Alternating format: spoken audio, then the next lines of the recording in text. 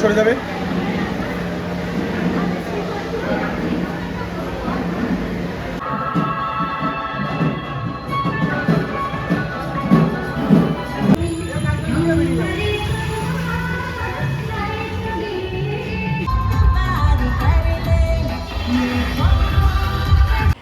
Hello and good morning everyone. Welcome back to my channel with love Anjali. আগের ব্লগেও দেখেছো যে আমরা নবদ্বীপে এসেছি রাস পূর্ণিমার জন্য। এখানে ভীষণ ভালোভাবে সেলিব্রেট হয় আর কি। তো আজকে ওরকমই আমাদের এখানে একটা ঠাকুর আছে, সেটা হচ্ছে বামাকালীর পুজো হয়। তো আমি আজকে এবার আমার 4th ইয়ার 2021 থেকে আমি এখানে রাস দেখছি নবদ্বীপের। তো এটা আমার 4th ইয়ার। তো প্রতি বছরই ওই ঠাকুরের আর কি নিশিরাতের পুজো দেখতে যাই। তো যা হয় আর কি, এতদিনে বলতে পারো ঠাকুর আমার একটা ছোট্ট ইচ্ছে পুরো করেছে। তো সেই জন্যই আর কি ঠাকুরের এবার আমি উপোস করে আর কি অঞ্জলি দেব। আর এইটা হচ্ছে আমাদের নবদ্বীপের বাড়ির বেডরুম।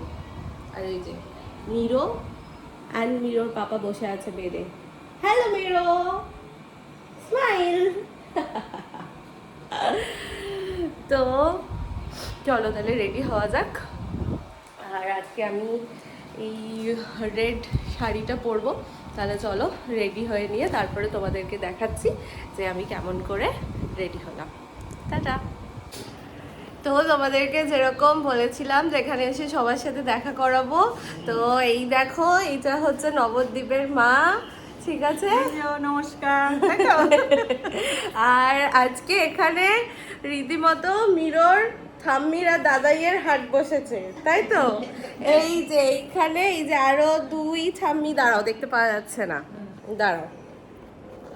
এই যে আরো 2 ঠাম্মি, এই যে এটা হচ্ছে মাসি।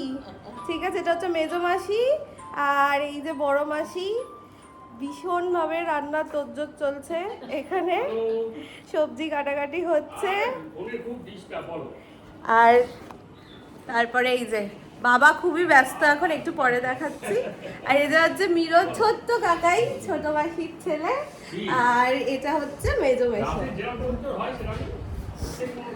দাঁড়াও দেখাচ্ছি বাবাকে। ও বাবা, আর এই যে বাবা ভীষণ ব্যস্ত মানুষ, ভীষণই ব্যস্ত মানুষ, ফোনে কথা বলছে। চলো তাহলে এবার রেডি হওয়া যাক, তারপরে তোমাদেরকে দেখাচ্ছি। তো এইটা হচ্ছে আমার ফাইনাল লুক। খুব কষ্টে নিজে নিজে শাড়িটা পরেছি। চলো এবার তাহলে পুজো দিতে যাওয়া যাক। 1টা বাজে, অলরেডি লেট হয়ে গেছে। চলো। আর ঠিকঠাক লাগছে তো? কেমন লাগছে অবশ্যই জানিও। টাটা। আর এইটা হচ্ছে আমাদের এই বাড়ির ঠাকুর ঘর। এই যে মায়ের গোপাল, রাধা মাধব, মদন মোহন আর রাধা রানীর একটা ছোট্ট আর একটা একটু বড়।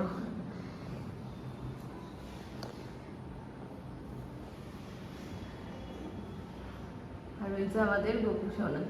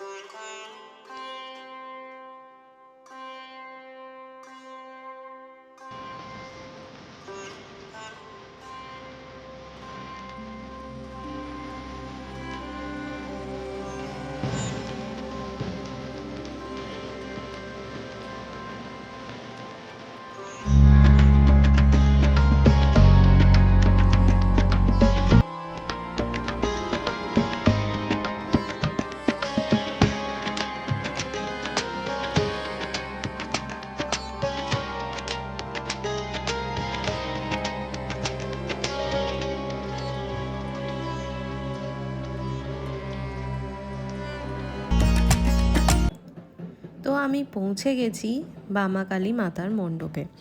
আর পুজো কিন্তু এখনও শুরু হয়নি, আর বেশ খানিকক্ষণ সময় আছে পুজো হতে। এখনও অনেক যোগাড়যন্ত্র বাকি, যোগাড়যন্ত্র চলছে। তো আমি তাই ভাবলাম তোমাদের সবাইকে একটু এই পুজো সম্পর্কে যেটুকু জানি সেটাই শেয়ার করি। আর যদি কিছু ভুল বলে থাকি তাহলে অবশ্যই কিন্তু শুধরে দিও। তো বামাকালী শব্দের অর্থ হলো বাম দিকে অবস্থানকারী কালী, অর্থাৎ দেবীর সেই রূপ যেখানে তিনি শিবের বুকে বাঁ পায়ে দাঁড়িয়ে থাকেন।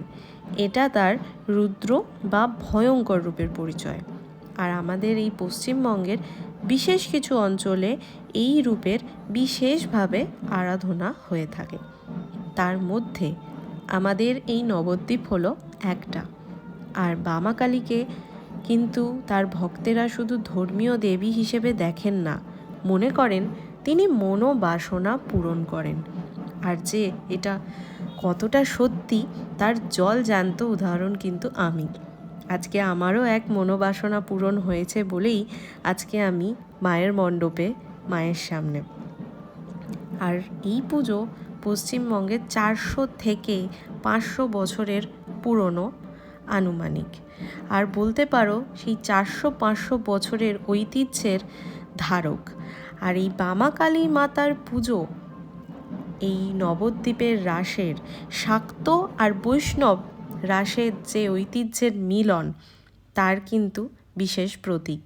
আর এই শাক্ত আর বৈষ্ণব রাস কি, সেই বিষয়েও আমি তোমাদেরকে যতটুকু জানি সেটা অবশ্যই শেয়ার করব। কিন্তু তার আগে চলো তোমাদের সবাইকে নবদ্বীপে মহাপ্রভুর দর্শন করিয়ে আনি। জয় গৌর, জয় নিতাই।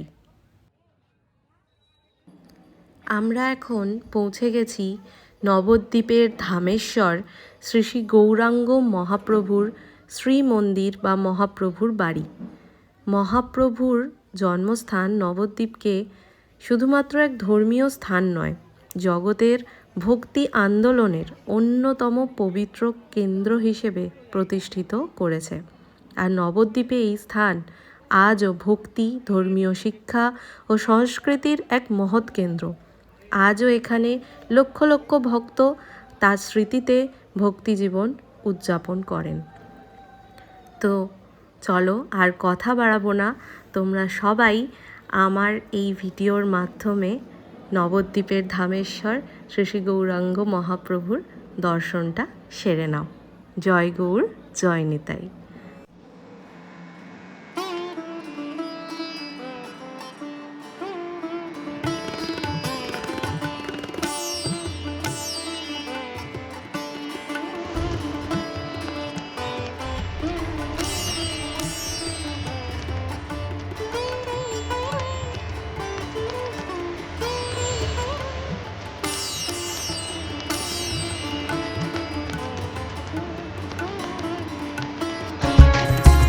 দর্শন শেষ, এবার আবার বামাকালী মাতার মণ্ডপে ফেরার পালা। শুনলাম পুজো নাকি শুরু হয়ে গেছে। তো রাস্তায় আরও দুটো ঠাকুর আমিও দেখে নিই আর তোমাদেরকে দেখাই চলো। এই যে এই বিশাল সুন্দর মূর্তি, এটা হলো দেবী গঙ্গা। আর ইনি হলেন মা অন্নপূর্ণা দেবী, পার্বতীর আরেক রূপ। অন্যের প্রতি শ্রদ্ধা প্রকাশ করেই বার্ষিক রাস উৎসবে এই দেবীর পুজো করা হয়। আমার পুষ্পাঞ্জলি দেওয়া শেষ, তাই এবার বাড়ি ফিরব।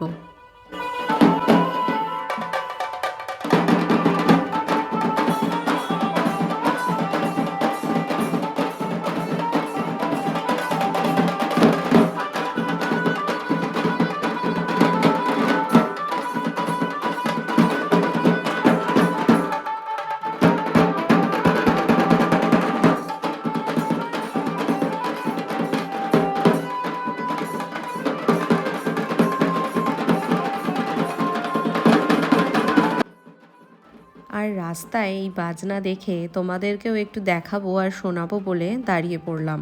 আর এই বাজনা এবং বাজনাওয়ালারা কিন্তু রাস উৎসবের এক গুরুত্বপূর্ণ অংশ। তাহলে এরপরে ফিরবো বাড়ি, গিয়ে ভোগ খাবো আর খেয়ে একটা টানা ঘুম দেব, কারণ আবার বেরোতে হবে বিকেলবেলায় ঠাকুর দেখতে, আর তার সাথে তোমাদেরকেও সঙ্গে নিয়ে বেরোবো। চলো যাই। তো যেমন বলেছিলাম যে বিকেলে বেরোবো ঠাকুর দেখতে, আর সাথে করে নিয়ে যাব তোমাদেরও। তো ঠিক তাই আমি, মিরো আর রাজ বেরিয়ে পড়েছি। যদিও এখন আর বিকেল নেই, সন্ধে হয়ে গেছে, আর ইচ্ছে করেই একটু লেট করলাম যাতে চারিদিকের সব আলোগুলো জ্বলে ওঠে আর এই শহরটাকে যেন আরও সুন্দর দেখতে লাগে। তো প্রথমেই আমরা পৌঁছে গেছিলাম যে ঠাকুরটা দেখতে, সেটা হলো রাজদেরি ক্লাবের ঠাকুর। ইনি হলেন মা চণ্ডী, দেবী দুর্গার আরেক রূপ। বলতে পারেন যে দেবী দুর্গার এক উগ্র এবং শক্তিময় রূপ হলো এই মা চণ্ডী। আর চারিদিকে দেখো আলোয় আলোয় যেন একদম মুড়ে ফেলা হয়েছে, আর সারা বছরের তুলনায় এই সময় যেন শহরটাকে একদম আলাদাই লাগে দেখতে। চারিদিকে লোকজন, আলো বাজনা, সবাই আনন্দ করে ঠাকুর দেখতে বেরিয়েছে। এ যেন এক অন্যই চেহারা। আর কি ঠিক মিলল তো, আমি যে এর আগে বলেছিলাম যে আমাদের পুজো কিন্তু এখনও শেষ হয়নি। আর তাহলে চলো একটু এবার ফুচকা খেয়ে নিই। ঠাকুর দেখতে বেরোবো আর তার সাথে একটু ফুচকা খাবো না, তাই কি কখনো হয় বলো? চলো তাহলে আমরা বরঞ্চ ফুচকাটা খেয়েই নিই।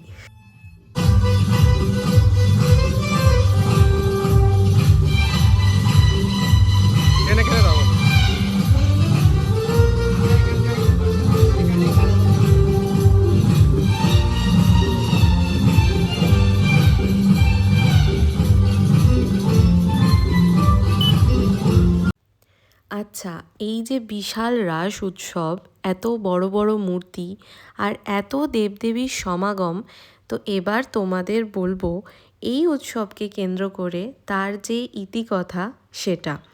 আবারও বলছি, যদি কিছু ভুল বলে থাকি অবশ্যই শুধরে দিও, আর তোমরা যদি কেউ এই বিষয়ে কিছু জেনে থাকো সেটাও কিন্তু কমেন্ট সেকশনে আমায় জানিও। তো আনুমানিক 1560 খ্রিস্টাব্দ থেকে শ্রীকৃষ্ণের এই রাসযাত্রা কার্তিক পূর্ণিমায় সূচনা হয়। প্রথম দিকে নবদ্বীপে এইটার ভীষণভাবে জনপ্রিয়তা পায়, কারণ নবদ্বীপে সবসময়ই ছিল বৈষ্ণবদের পীঠস্থান, আর তাদের ইষ্টদেব হলেন শ্রীকৃষ্ণ। কিন্তু বাংলার অন্য জায়গার রাসের থেকে নবদ্বীপের রাস আলাদা, কারণ এখানে শাক্ত ও বৈষ্ণব দুই ধারাই একসঙ্গে মিশেছে। রাধা কৃষ্ণের পাশাপাশি এখানে কালী, ভদ্রাকালী, অন্নপূর্ণা সহ বিভিন্ন বঙ্গ দেবদেবীর পুজো হয়, শক্তির পুজো হয়। এজন্য অনেকেই একে শাক্ত রাস বলে।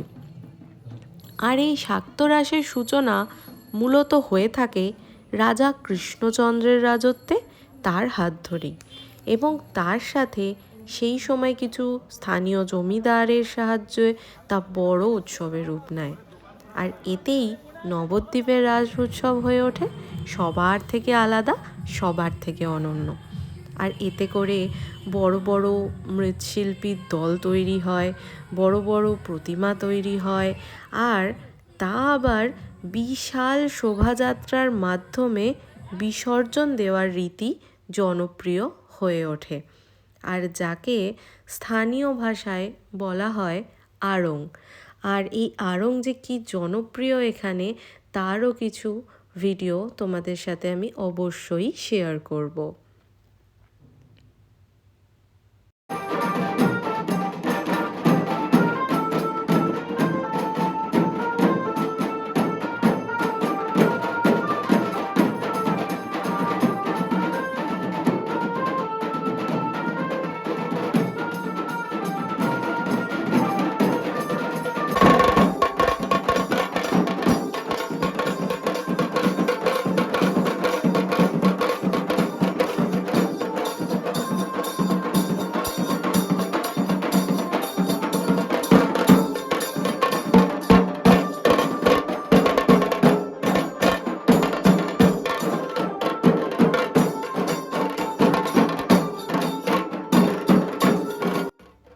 রাস উৎসবে বাজনা আগুনে সেঁক দেওয়া হচ্ছে। এর পেছনে কিন্তু এক ধর্মীয় ও লোক বিশ্বাসগত কারণ আছে। যেই আগুনে সেঁক দেওয়ার কারণ হলো শুদ্ধিকরণ ও শক্তি সঞ্চারের জন্য, আর এতে করে এই বাজনার শব্দ হয়ে ওঠে আরও পবিত্র।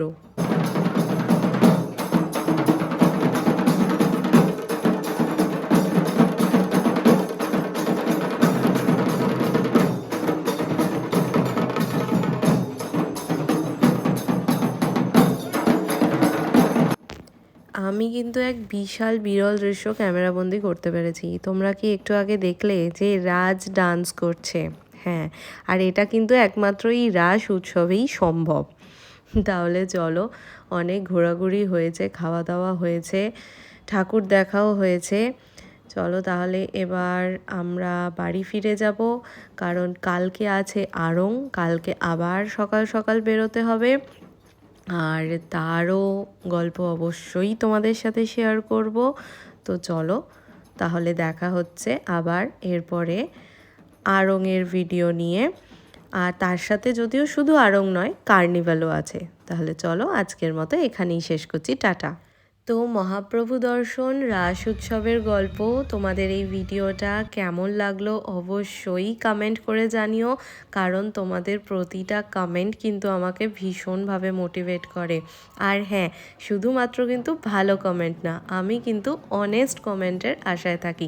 টিল দেন তোমরা সবাই খুব ভালো থেকো, অ্যান্ড উইথ লাভ অঞ্জলি চ্যানেলকে like, share and subscribe. Tata.